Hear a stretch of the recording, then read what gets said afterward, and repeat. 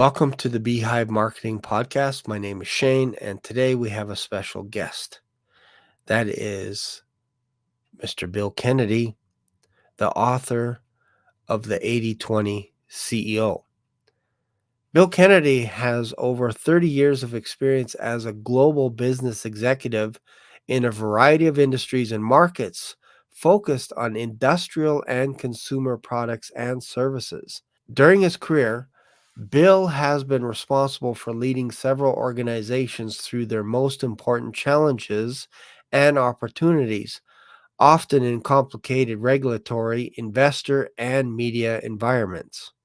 He discovered a passion and knack for the art and science of business. Welcome, Mr. Bill Canady. How are you doing today?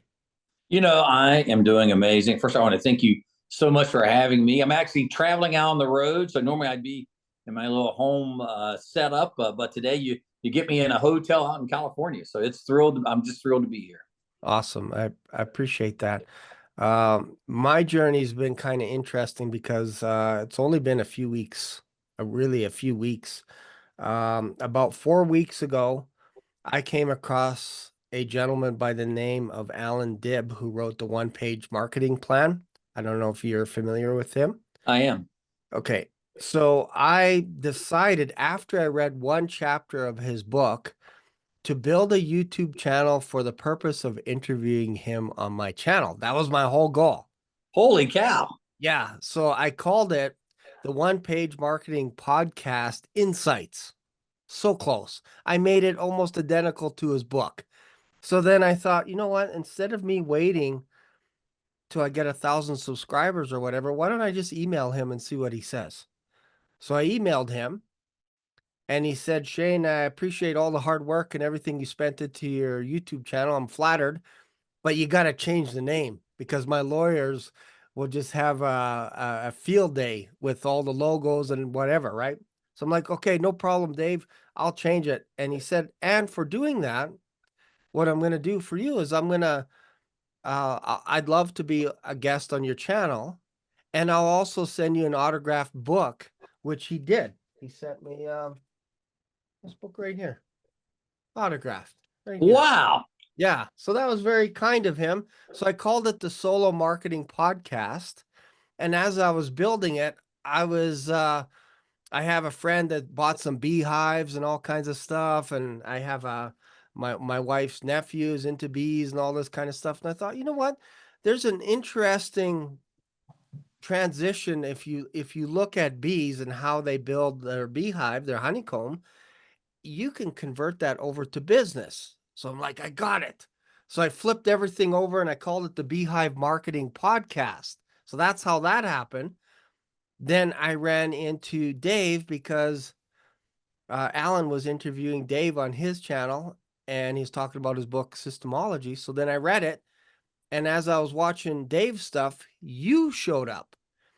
And what intrigued me about your book is you have a honeybee on your cover, and it was driving me crazy. I've read your book twice now. I've read it twice in the last week.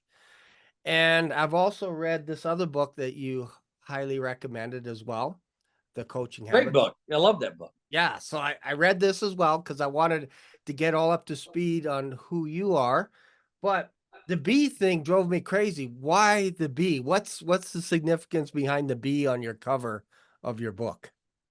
Yeah, that I got to tell you what. So I too, like you, identify with bees, and when you look at them, they're very social creatures. They're all about the team coming together for the greater good of it. And so I was doing research around as I was putting my book together, and I thought, well, what do I want? And I was naturally attracted to it. And then as I got into it, it's amazing how bees and humans really parallel themselves. So take a business. So if a beehive is damaged, they have about 6 weeks to go figure out what they're going to go do, or the beehive goes out of business. Well, if you're running a business and if something happens to it, you have to come together with your team, figure out where you're going to go next, and everyone has to contribute for it to be able to continue on. So beehive gets damaged, right? What do? So the first thing they do is they send out their scouts. They go find another location. Second thing they do is they start looking internal. Can we rebuild the hive? Is there something going on with it and all that?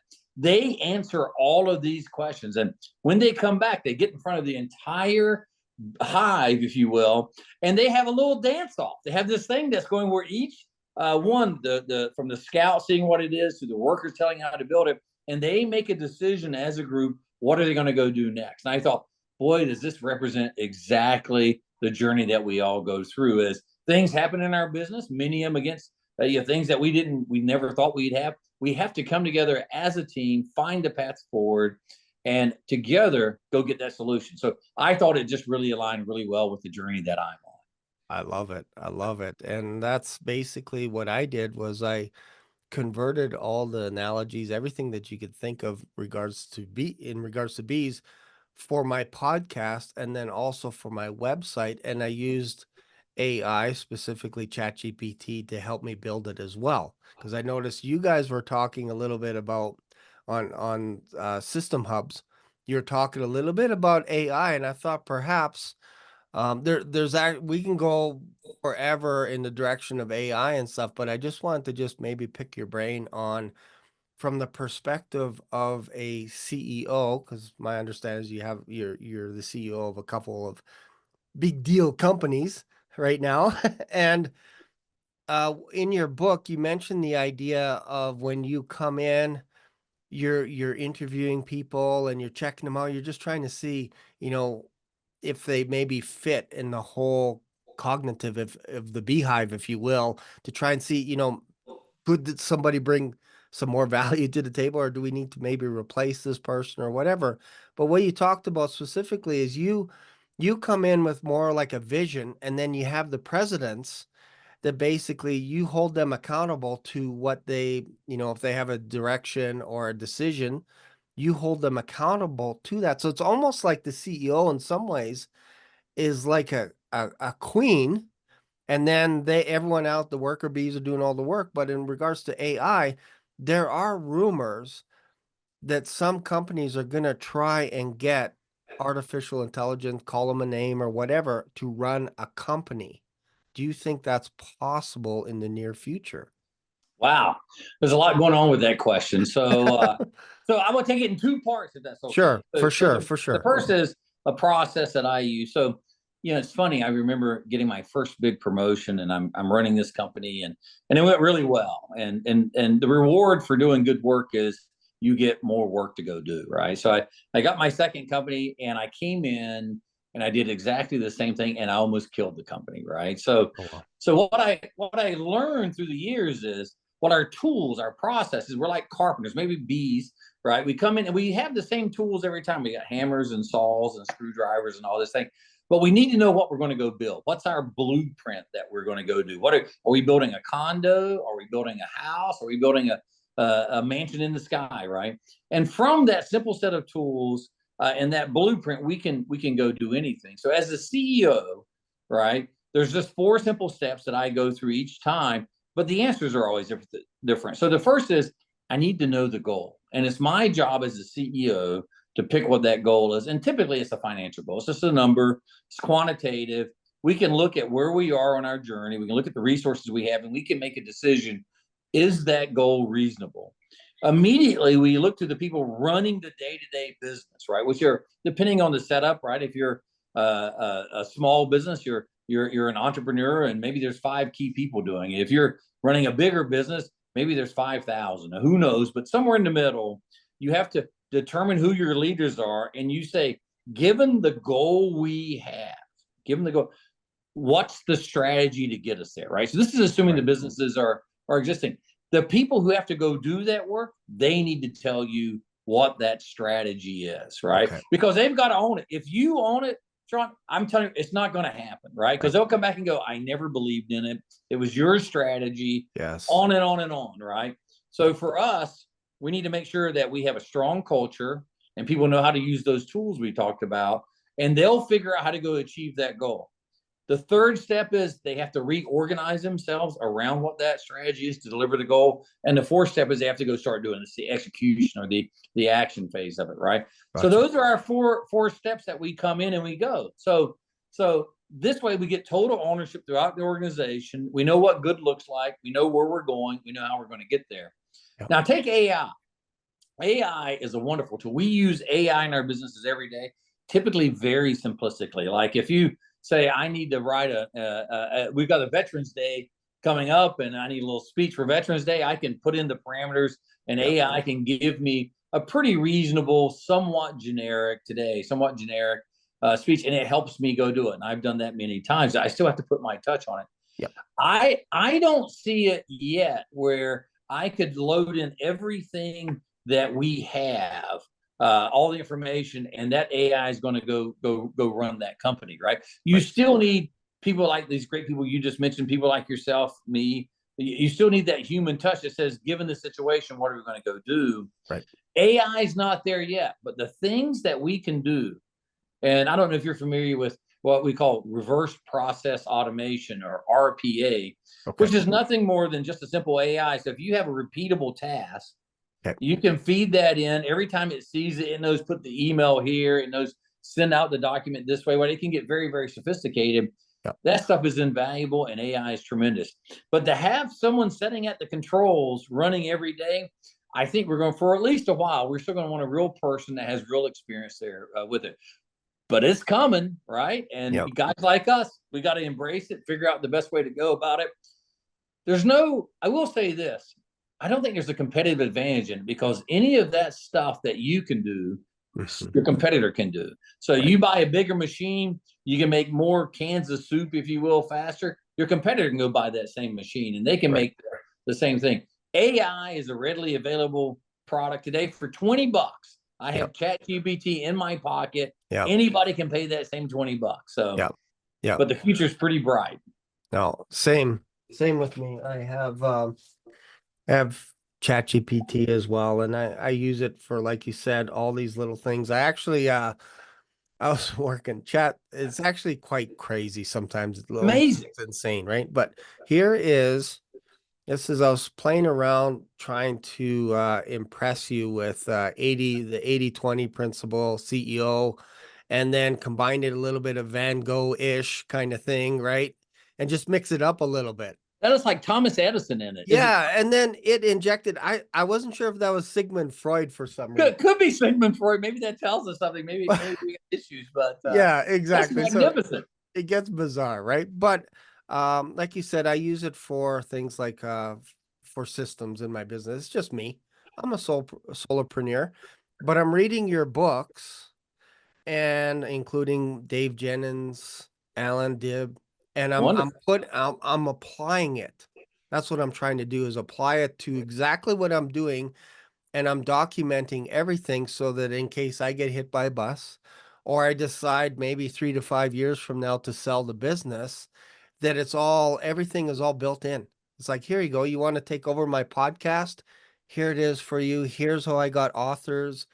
Here's how I got Bill Canady on this channel, all this kind of stuff. And it's all done. And that's what I'm building my business around, the idea of building someone a website and then tying it in with the podcast. And I want to systemize everything around that concept, package it all up, and then be able to sell the package and say, look, I could build you a podcast for your own business. I could build you a website that ties everything together nicely. So that I need to build my authority, though, because nobody knows me right now. Nobody knows me. Nobody knows.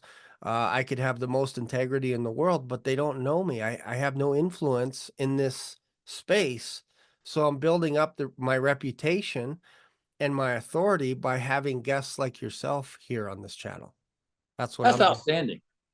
And you're doing it the right way. So, I buy a lot of companies in my day job. It's how we grow, both organically and through acquisitions. And the biggest issue we have with smaller companies we buy is that the owner took something, a lot of times a passion project, and really made it successful. We come in, we're ready to buy it, and you can't get the deal done because they don't have standard work. They don't, the legal structure is not correct, right? They don't, it's just themselves, and it goes on and on. And if you really want to be successful, and I tell small business owners this all the time, start with the end in mind. Someday, Mhm. 5 years Mhm. from now, I'm going to sell this thing. So what do I got to Yeah. have? And you can't do it by yourself, right? It takes Yeah. accountants and lawyers, and I hear this all the time. You go, I don't have the money for it, and I go, well, it doesn't take a lot of money. Sometimes it's just meeting people, like you Yeah. said. You reached out to me, you reach out to this other one, you tell them your vision, it's amazing how you can find that work. But if you start with the end in mind, Yeah. you will get there at a faster rate and make more money than just figuring it out as you go. So Yeah. congratulations on that. Yeah. Thank you. I appreciate that. And I remember in your book, you talked about mergers and acquisition where you would purchase companies. And then sometimes, like you said, it's almost like a dead beehive on some of them because you're just buying the name and all this, but yet the infrastructure inside, maybe you have people inside that organization that are saying, no, I don't want to be a part of this brand new business. So I'm just going to sit here and collect my paycheck. And then all of a sudden it's dead weight. And now I don't know if you would bring in a change management team to come in at the beginning to help you and go, okay, we got to get these people on board or they got to go. Something like that. Something they have to absorb your culture almost again back to the queen bee with the pheromones. If they don't, they got to get removed somehow. Like in the wintertime, all the drones get dusted, right? By the worker bees. They push them out and then it's probably like 90-95% worker bees in the wintertime. They can make drones in the spring and then send them off to go mate with the queen bee somewhere. But in the meantime, they got to eat the honey and it could be a long winter, so we got to get rid of all the dead weight. Yeah, you're exactly right. It's an interesting journey when you come in. So you have to be careful. You don't want to kill the organization you just spent all this money on. You don't want to scare people off, but you do got to figure out who really wants to be there and not. And as we talked earlier about, so as a CEO, you're going to set that goal, that vision, whatever it is. You know, I want these companies integrated. We're going to go from where we are to where we need to be. You look at that team, you look at that leader, whoever comes with the business, and you say to them, all right, how are you going to achieve this? It's not for me to tell them that, it's for Right. them to tell me and the whole team with that. Sometimes you find a connection, sometimes you don't. But I will say this, I have yet to find a company who doesn't want to win. I have yet to find an organization who people don't want to win. They may be unhappy where they are, they may feel disenfranchised, but when you come in and you get together, you have this real opportunity to take a magnificent, just a major step forward with it. And as the leader, it's incumbent upon me to create that environment, that safe space where they can really say what they want and be part of it. Sometimes what they want to do doesn't align with where we're going, and that's an opportunity for them to go and find something that really that does make them happy, right? I have found that if you're unhappy where you are, go someplace that makes you happy, right? Go someplace that fulfills for you, because the last thing you want to do is just hang out, right? It's Yeah. a becomes a resource waste. They get less happy, if that's even a term, and the company doesn't isn't successful. But that job that they don't want is someone else's dream job, and we have to Right. find a way to get that new person in there so this company can grow, because it's not just about them. It's for sure not just about me. It's about this organization as a whole, finding its feet, winning, and creating more opportunities for everyone involved. Right. No, that's cool. So I'm kind of guessing I've never run $1 billion company. But I'm just guessing, like when you look at a beehive, if they start to swarm, or maybe the queen dies or gets sick or whatever, and they branch off from that organization and go start another colony, I don't think they have a lot of time to start building their beehive. So for you coming in and purchasing a company, I'm assuming you can't let this just simmer for years. Like, I don't know what your time frame would be, depending obviously the size of the company, but is that a factor, like a stop clock or a stopwatch gets activated the second you make the purchase? It really does, right? And it's driven by a couple of areas. So the first is, if you think of a company, there's a whole spectrum. They can be all the way just about ready to go out of business to a very successful company. And they're generally somewhere in the middle. So a company that is in financial difficulties, it's interesting. It's far easier to run and make significant changes in a company that's struggling.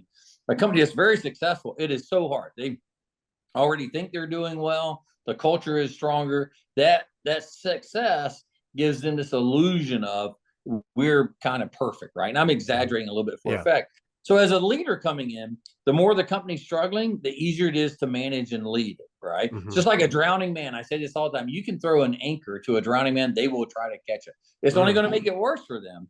And so as a leader, you need to come in and assess where they are at. And given that, and given your goals, the goals of your investors, the goals of the people involved with you, you have to reach somewhere a compromise. So I took over one business. It's very large, well more than $1 billion, and they were having a terrible financial time. When I got there, I didn't know it was as bad as it was, but we were Mm. about 90 days from being out of cash. We Mm. got our heads around it really quickly. We took the steps to go and do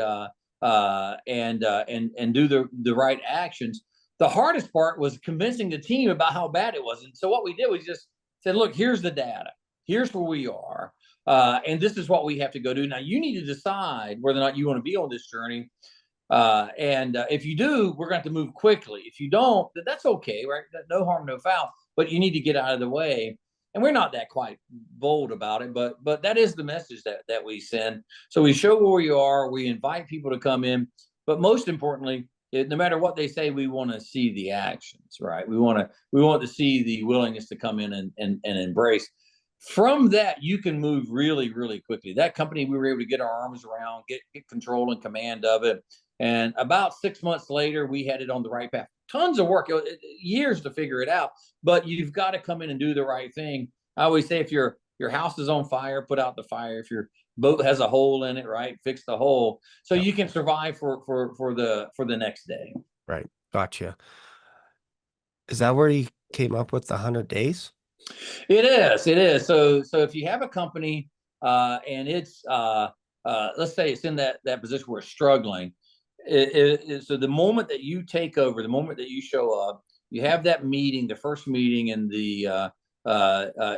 generally within the same week, you get everyone in and you lay out the facts as they are known. So I'll typically meet with my CFO offline before the meeting, and we'll get grounded in the numbers. We'll get grounded in where we are to what we know today and what we have to do to go win, right? And that's very important. So it's not just what the current situation is, but what does winning look like? Right. I'll walk in that meeting, and on that first day, it generally takes a half day, sometimes longer, but generally within a half day, you can get your leadership team grounded in the issues.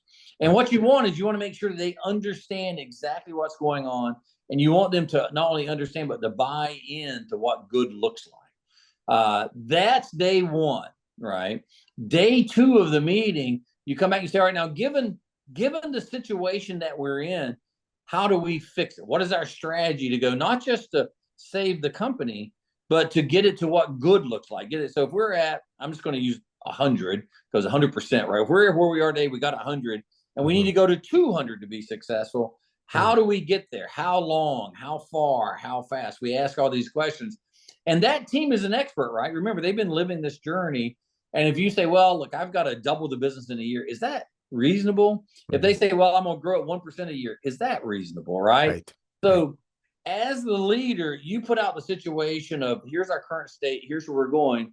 They have to tell you what good looks like. It's your job to opine on it, right? To accept or not accept with it. Over these next couple of days, that's what you get aligned around. They go away. Remember, they're experts in the business. You may not be. Yep. They go away. You come back in 30 days, 30 to 45 days. And they'll say, given what we know, given where we are, and given the resources we have, this is what we think our strategy is. Now, there's a lot of conversations that's happening during that period of time, but that strategy then will typically put you on the path of like, so if we're an industrial manufacturer and their strategy is we're going to get in the restaurant business, that's a hard no, right? We don't know anything about restaurants. Right. And but we're in industrial manufacturers. We make pumps or filters or compressors, whatever it is. And they're like, well, here's our gaps. You start feeling pretty good about it, right? Right. After that, we'll set the next meeting again within 30 to 45 days. And we set these series of 4 meetings over that period of time. And so while for us, we're working hard and we're trying to figure it out, the rest of the company, they have no idea what's going on. We'll set a series of 3 town hall meetings where we'll tell them where we are, what the journey is, and when we're going to announce the new structure for the organization. So when I took over OTC, we took it over on August 9th.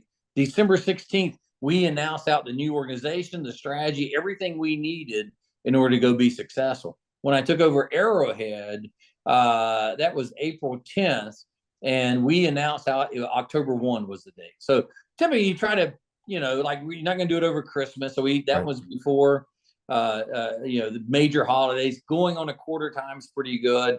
But because you're in the people know the business, you're in it, you can get through it really quickly. You just got to have the time to let them absorb what's going to happen. It will naturally be pretty shallow though, right? Right. Just because of the speed at it. But it works. People buy into it. People want to win. You can get through it really quickly.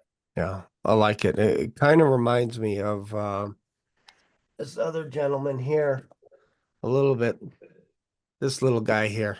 Yeah, that little fellow there, man. Mr. Buffett. Wow, Was- what an extraordinary life, and of course, his partner just passed. But I didn't realize that. yeah, Charlie just died. He was, what was he, 90? Yeah, he is old. He was 99. He died. I believe he died like 3 weeks before his birthday or something, like Oh, before he was so going to be done. sad. I really like Charlie Munger. Man, he was cool. I liked him. Who can't? I love reading their letters, and Yeah. they really had changed so much for all of us. Yeah, and when you're talking, it reminded me of Warren Buffett and Charlie Munger at his town hall is basically their annual meetings that they have with the pop, the Coke, the cans of Coke, all this kind of stuff. These candies and all Yeah, this furniture. We do the yeah, same thing. We ours are on a much smaller scale, of course, yeah, than theirs. But you get together with your folks, you have an open and honest conversation, something that's realistic but hopeful. yeah, And people, like I say, I think where leaders get themselves in trouble, they feel they have to puff it up, make it sound better than it is. Just be honest. And yeah, but your job as the leader is to get them through it. So you can't just say, well, this is terrible and we're all going to crash. yeah, You go, this is our current situation. This is where we are. This is what I believe we're going to go do. We'll learn as we go. I preach a lot about the Stockdale Paradox. Are you familiar with that? nope. So Admiral James Stockdale was taken captive in the Vietnam War. Oh, And yes, it's in yeah, your and book. It's that's in right. your book. He comes That's out, right. 7 years longest when he was in there, and John McCain was there and everything, and he Oh, was being wow. interviewed by Jim Collins, the gentleman who wrote that fabulous book of Good to Great. Yes. And he asked him, he goes, how did you make it when so many didn't? And he said, well, that's easy. The optimist died first. And he's like, Wow. oh my God. So tell me your secret. And he goes, well, look, here's where you have to get to. Hmm. It is going to be hard. It's going to be the toughest thing we've ever done. We don't know when we're going to get there, but we are going to get there. And Yeah. that set a realistic schedule for everyone. Because if you come in and you say, we're going to have this thing fixed in 100 days, Yep. or it just doesn't happen. What you do is you got to get everyone aligned around a common goal, get people focused on the top couple of things that it takes to be successful, and then you go with it, right? And you'll find that it's progress, not perfection. You take a couple of steps forward, then one sideways, and you go backwards, and you go forward again. Mm-hmm. But the team being aligned, that one, they own it, they got to earn the right to grow. Two, it's not going to be a straight line, it's not going to be easy, but we are going to get through it. People buy into that. That's interesting. Yeah, I remember that now because it almost feels like you can break someone's back by telling them, hey, I know we're in this prison, but we're going to be out of here by Christmas time. And if it doesn't happen, you're going to lose people instead They'll of feel like, you lied to them. yeah, exactly. So instead of having maybe perhaps a process that's so deep and entrenched in your thinking that no matter what happens to you, you believe in that process. And eventually through time, you can get through anything. That you'll get through it. You'll find a way. You'll get through it together, and people understand that and buy it because it's how it is in our own lives, right? If you have a job or a family or whatever, these things pop up all the time. Some good, some not great, and Yep. you find a way through it. But together, you're able to find a path where we can all be successful, right? Many hands make light work, but if they think you're just shining them on, you're not being candid, you're not being honest, you'll lose them. Yep. I always tell people, look, like with budgets, right? Everybody gets budgets wrong. The forecasts are terrible. And I'll say, I would rather under promise than over deliver, because I would rather get one, geez, that's really bad, than get 12 monthly bruises, right? Because every month you miss your budget, right? So let's be candid about it. But you Right. got to be hopeful. So you got to, as the leader, or is really anyone, you got to weave your way through unfounded optimism and bleak pessimism to get people to where they need to be so we can be successful. I like it. I like it. So just to change gears a little bit, greatest visionary ever? I love Elon Musk. So to me, Elon Musk is the epitome of the Stockdale Paradox. So he does some things I don't do. So as a founder, he is known for. And by the way, I've never met Elon Musk, so this is all the stuff I've read about him. He's a micromanager. He works his people to death. But he has changed the world. Right? Mm-hmm. He is in the great fashion of the Andrew Carnegies and the J.P. Morgans. Love them or hate them, whatever they are. Yep. But things that we do today is around it. This is a private individual from South Africa in our country who are sending people to the moon. Our own government can't get them there, right? I mean, just look what they did with Boeing and the Starliner and all that. And they're going to be. He has to go get him. He's like, I'll get you in February, right? So this guy, whether you love him or hate him, forget all the politics, forget all the Twitter stuff, and just look at the stuff he's done. It is extraordinary. And he did it because he's engaged. And what I mean by that, as the leader for myself, I found I come up with these ideas, I get people aligned. I have to get out of the way and let them go do it. But I have to stay engaged the entire time. What I see people failing is they come up with all this and they just pass it off and they just wait for magic to happen. Nope, you got to be present. You got to be engaged. This guy is the absolute definition of that. Now, do I agree with everything he's done? Nope.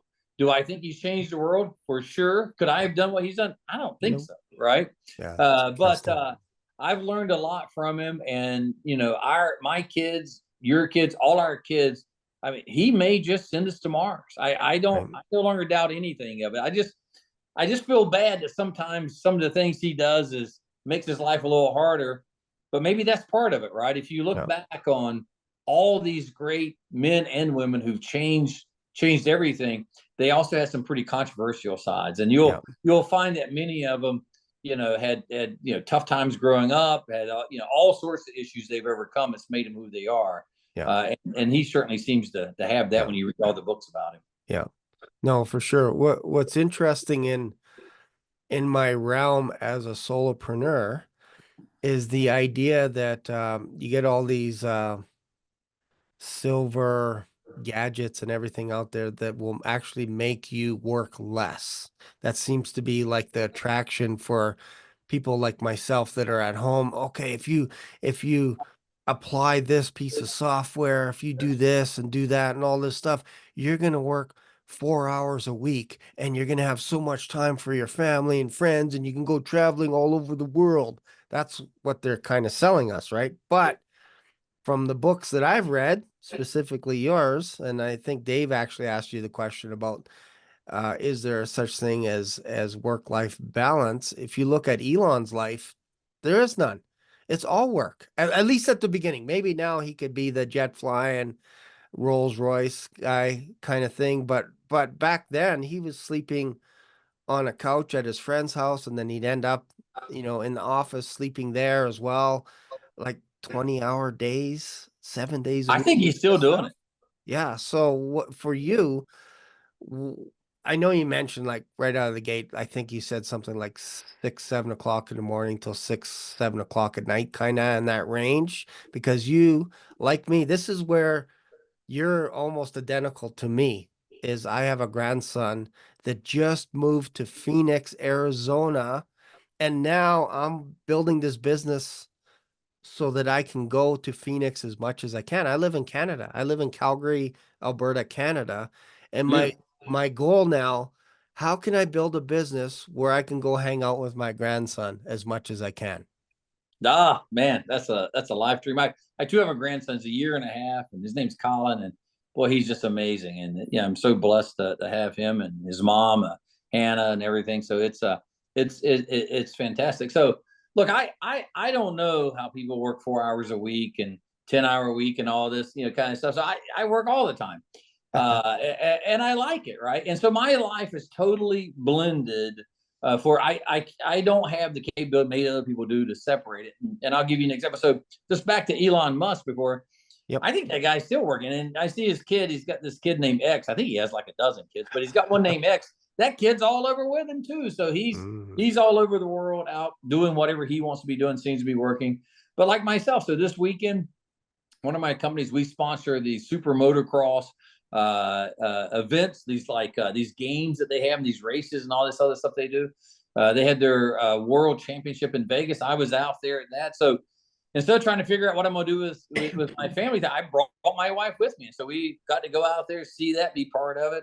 Spend some. I'm still working. I go out to business dinner. She goes with me, and now I'm out in California for some additional meetings, and she's here as well. Now, she doesn't go all the time. She, in fact, goes very rarely at all. But if you're going to take and go do these kinds of things, right, there's a price to be paid. There's troubles that you get with it. You just have to pick what's your set of troubles that you want to be. So when my kids were growing up, right, we moved 9 times, all for my job. So we, I would take different roles, and we made these kind of funny jokes about I would like the witness protection program. We were moving so much, but Mm-hmm.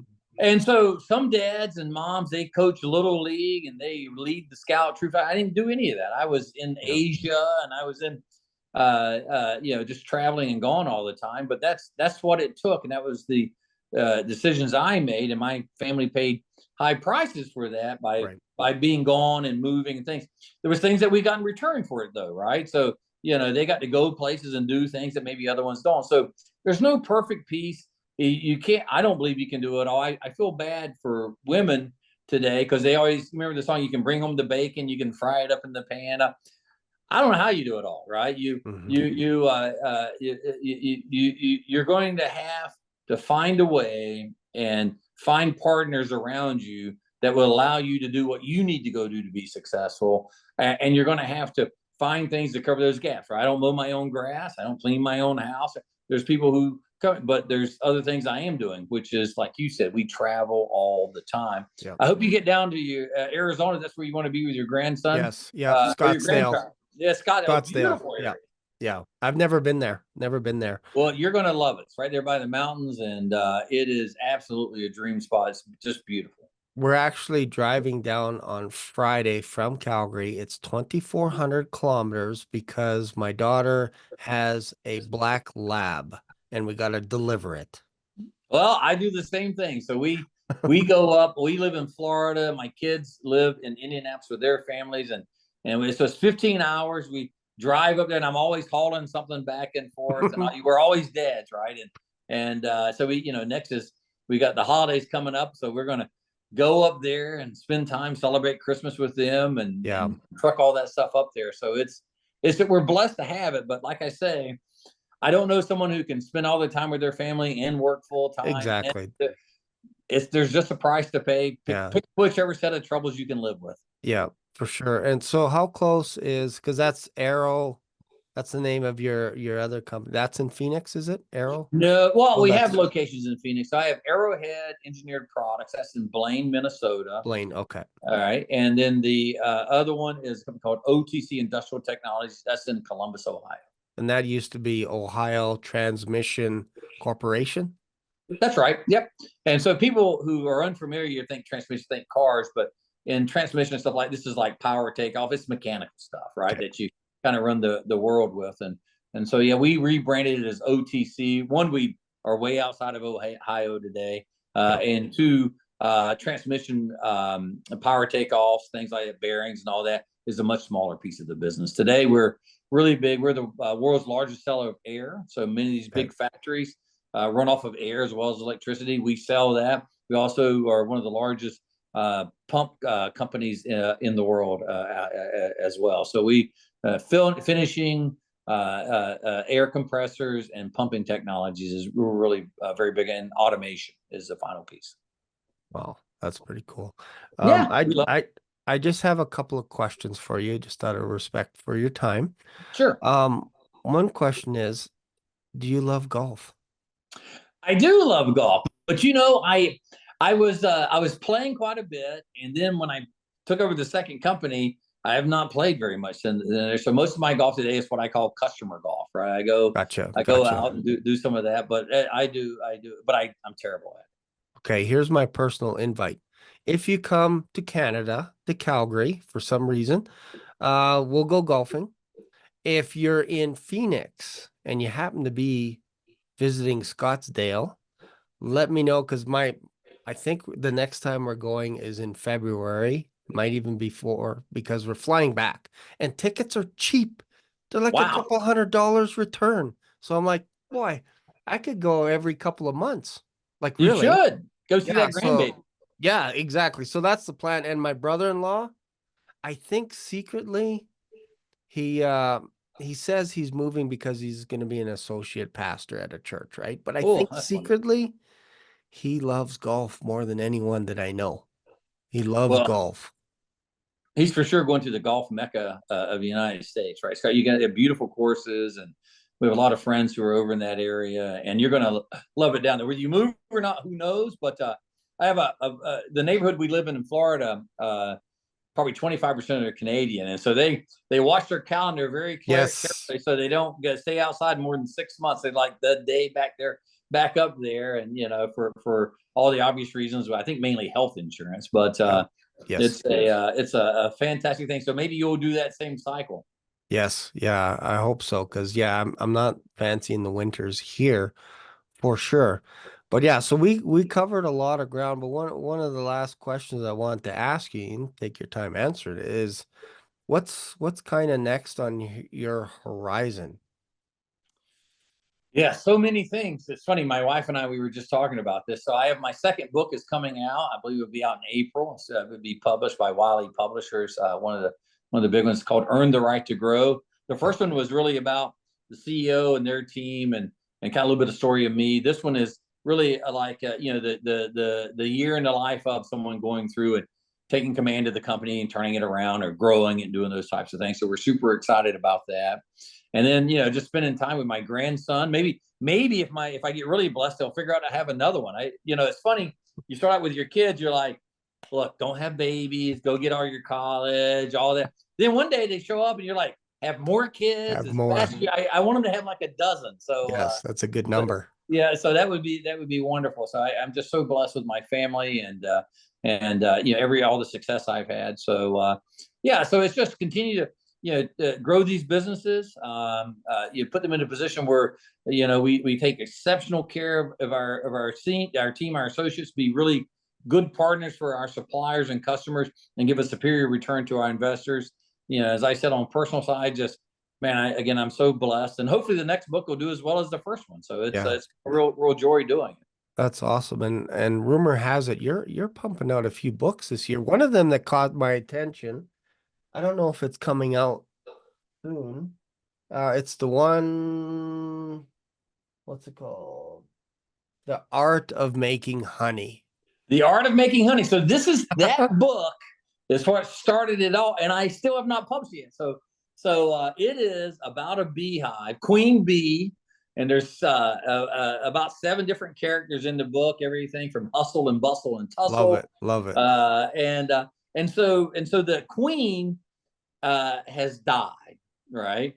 And the board, the bees pick a new queen, queen bee, Awesome. and at the same time they have 3 things going on, right? So the first one is the hive has been attacked by honey beetles, which will come in and they eat the wax.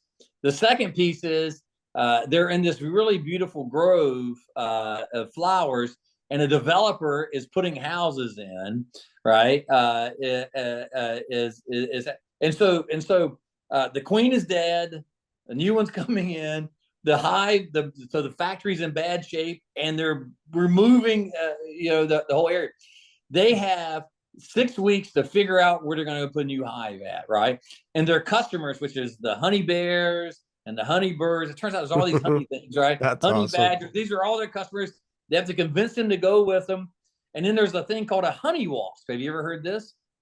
So a honey wasp can make honey as well. So it's a Mexican wasp, which is quite dangerous. Doesn't do a very good job of it. But in my book, they're competitors to honeybee, and they're coming Mm. in, and they've got a new honey, and so they have to move their factory, get their hive back together, keep their customers happy, and fight off a competitor, right? And they've got this time to go do it. And so it's this great story of them going through that, and it's kind of kind of fund the way to go do it. So that's the book that started it all, and I That's have not awesome. published it yet. So I can't wait to do that. That's the one my wife keeps telling me, you got to put this one out, and I'm like, Yes. well, I'm doing this other piece over here, so it's going to be my capstone one. I love it. And I want to be the first person that does a book review on my channel of your book when that comes out.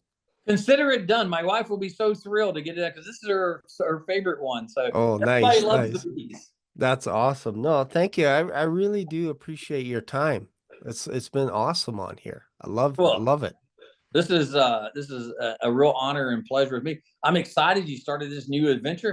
You got so many cool things going on, and Thank you. I can't wait to see what you do next. So it's an honor to be here with you today. Thank you again. Yeah, thank you. I really appreciate you being on here. And then my plan is to probably in the next couple of days to upload this video, and then I'll send you a link as well and everything. So Yeah, if you do that, we'll for sure put it out on our social media, LinkedIn, and all these other things, and promote it on the website. We're happy to do it. So, and I thank wish you you. the best. You got a very bright future ahead of you, right? And this is a Thank great, you. great way to get it going. Yeah, I appreciate that. So thanks very much for being on the Beehive Marketing Podcast, and I hope to do it again sometime. You bet. Thank you. Thanks everyone for watching this latest podcast with my special guest, Bill Canady. I hope you got something out of this show, just like I have. If you don't know where to get his book, just go on Amazon. It's so easy. Go visit his website. You can also purchase his book there. It's the 80/20 CEO. So go check it out, Bill Canady, and go check out his channel under the same name on YouTube as well. So thanks again for watching, and I'll see you in another video. Bye for now.